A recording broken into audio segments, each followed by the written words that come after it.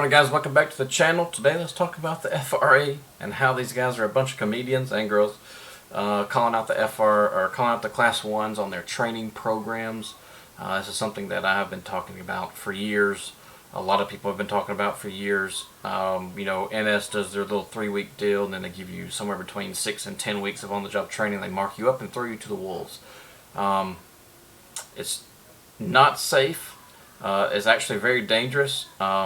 I have a very close friend of mine that was hurt with a different railroad due to them breaking a rule that I firmly believe in, even though I was forced to kind of break that rule, and that is conductor trainees are not supposed to work with or be trained by somebody who has not spent at least a year being marked up. I was kind of the exception there because I was on the local and I had to have new guys with me. But at the same time, our main train masters I dealt with, he trusted me, and I enjoyed training people, and it was a blast. But here we go. So pretty much short, I'll link this down below if you'd like to read it. I'm not going to read it word for word. Their FRA pretty much says that, we done told you once to fix your stuff, and you have failed to do anything to your training program. So enforcement, they will enforce some type of action if they don't make recommended improvements to their engineer and conductor training programs. It says some programs have been reviewed by the FRA several times, and in some cases the revisions to a program barely made incremental progress towards correcting the deficiencies that the FRA took great care detailing in successive letters to the railroads. So pretty much we've done told you once or twice exactly what you need to do, and you all didn't really do anything. To encourage full compliance, please be advised FRA is committed to pursuing enforcement action for railroad resubmitted certification programs continue to fail to address the deficiencies identified by the FRA. So I'm glad that they're doing this. It needs to be done. There needs to be longer training time, in my opinion. I know that may suck for a lot of people because of the pay deal, but at the end of the day, your safety and making sure that you're going to go home alive and you're going to go home in one piece, and that you understand the job fully, or not fully, but at least you understand it enough to get into the yard and get your train spotted and get your power back to the diesel shop, and or do a set out on the main line wherever you need to, and how to do it properly and all that good stuff, and how to stay safe doing it. All of that needs to be done before you get marked up. The last thing you want to do is have an engineer babysit you, like they had to babysit me on the local that I worked. I saw the local that I bidded on and was forced to when I first marked up for, I think I saw it like 2 or 3 days, and then I went and did something else for a couple of weeks, and I got marked up, and I was going to be forced to this job. I was told to bid on it, that way I have my bidding rights, and I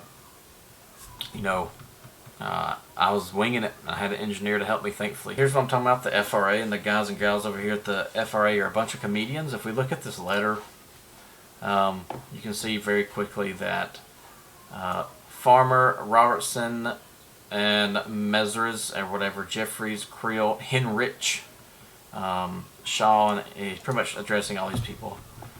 This is right here just pretty much telling you that the 49 CFR Part 240 and 242 allows to initiate audits on their training programs.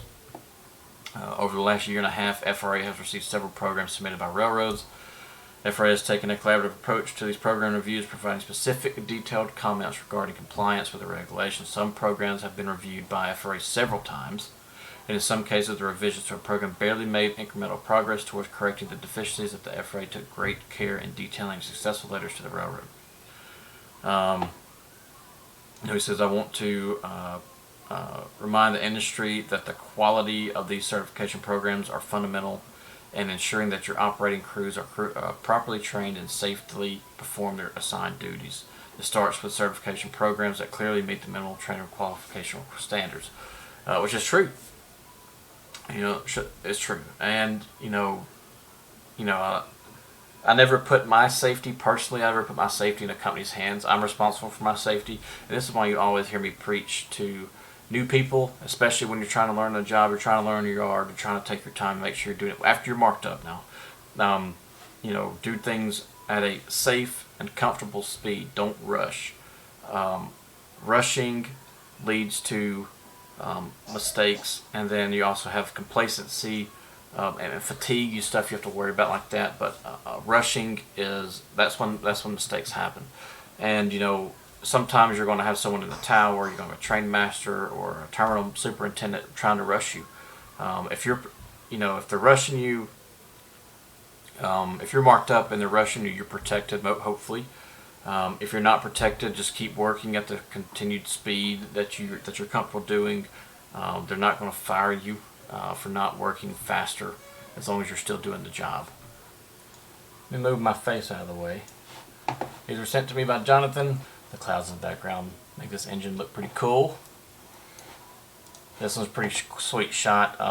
The quality of the pictures they sent me are really a lot better than this. I think this is just because it's on a 4K monitor.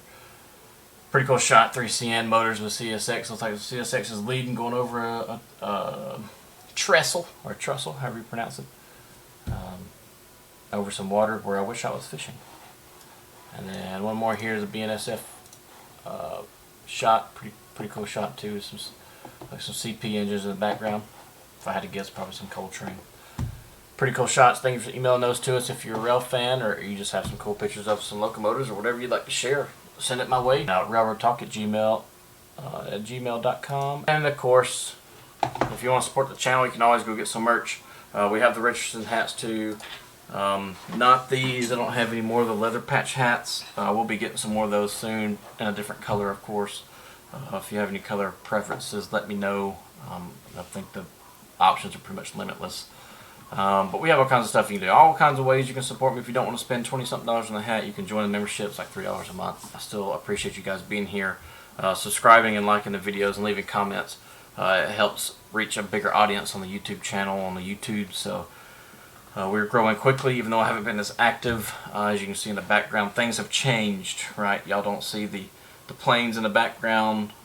Computer stuff has changed. I'm still slowly putting that together. As you can see over here, this is a whole new deal. Shot at the new PC. I still got a lot of cable management to do, but hey, it is what it is. It's sharp, does the job, and it has now allowed me to use my big camera as my webcam, streaming cam, whatever you want to call it. So hey, appreciate you guys being here. I will see you guys in the next video. We will be going over soon why the expediter roll will not work.